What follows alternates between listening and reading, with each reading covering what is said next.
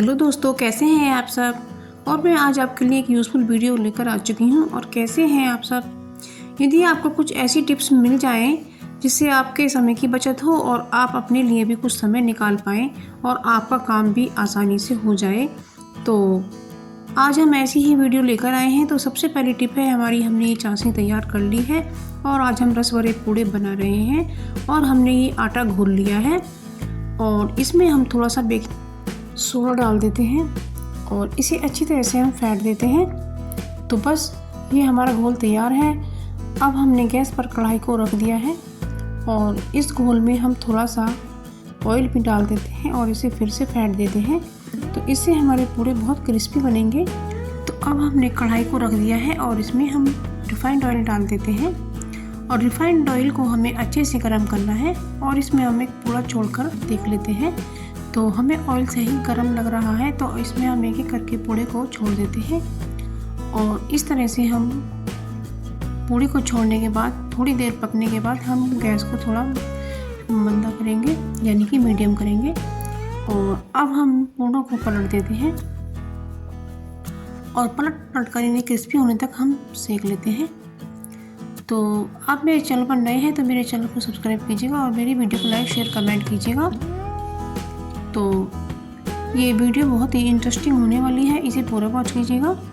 और पूड़ों को निकाल कर हमने चाशनी में डाल दिया है और इसे हम इस तरीके से रस को ऊपर डालते जाएंगे। तो ये हमारे जो पूड़े हैं ना, बिल्कुल जलेबी से अच्छे लगेंगे और बहुत ही टेस्टी पूड़े बनते हैं। आप फ्रेंड्स इन्हीं बना करके देखिएगा, ये रस भरे पूड़े होते हैं। तो अब हमारी अगली टिप है पूरी को लेकर। तो जब हम पूरी बनाते हैं तो हमें कढ़ाई का जो ऑयल है वो तेज़ गरम रखना है। इतना भी गरम नहीं रखना है कि हमारी पूरी जल जाए, लेकिन फिर भी गरम होना चाहिए, क्योंकि पूरी को डालते ही यदि हम मंदे तेल में डालेंगे तो वो हमारी पूरी चपटी हो जाएगी। इसलिए तेल गरम तेल में ही डालना चाहिए और उसे पानी लगा लगा करके उसे फुलाना है। यही ट्रिक होती है पूरी को फुलाने की और इससे पूरी फूल कर आती है और बहुत ही अच्छी बन जाती है। तो फ्रेंड्स, अब हमने दूसरी पूरी को भी बेल लिया है और उसको भी हम छोड़ देते हैं और इसे भी हमने पानी लगा लगा करके इसे फुलाया है। और इस तरीके से हमारी जो पूरी है फूल कर तैयार हो गई है। तो हम पहली बारी पूरी को अब निकाल लेते हैं और हमारी ये दोनों पूरी बन करके तैयार हैं। तो आप जब पूरी बनाएं तो तेल को अच्छे से गर्म करें, फिर उसमें पूरी डालें और इसे कलछी से दबा दबा कर सेकें। तो ये फूल कर आती है, चपटी बिल्कुल भी नहीं होती है और क्रिस्पी भी बनती है। तो यही पूरी बनाने की ट्रिक होती है।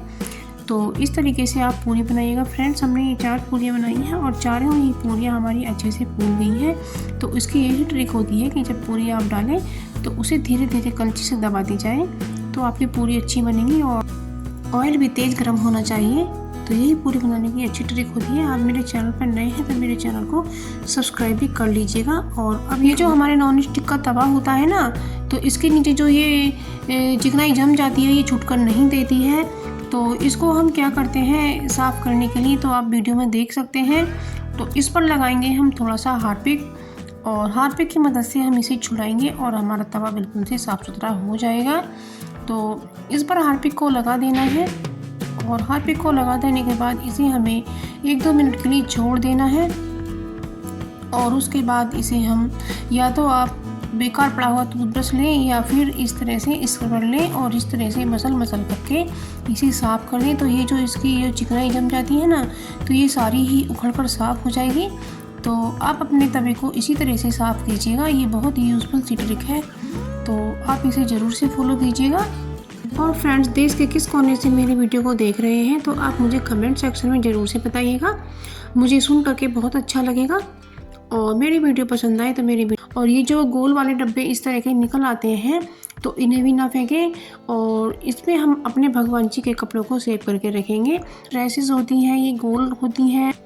तो ये जो वूलन की ड्रेसेस होती हैं तो इन्हें रखने में हमें दिक्कत आती है, तो इसलिए इन्हें इन गोल डब्बों में आसानी से रखा जा सकता है, क्योंकि इसमें इसकी शेप सही बैठती है। और इस तरह से आप पहले तो ये लगा दें और उसके ऊपर इन ड्रेसेस के ऐसे गोल गोल शेप में रख सकते हैं।